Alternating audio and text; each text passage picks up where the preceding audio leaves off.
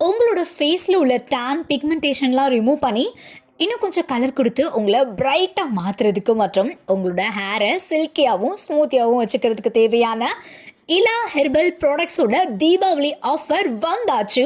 என்ன ஆஃபர் அப்படின்னு கேட்டிங்கன்னா, ஹெர்பல் ஹேர் ஆயில் 3 வாங்கும்போது உங்களுக்கு ஒரு ஆயில் பாட்டில் ஃப்ரீயாக கொடுக்குறாங்க.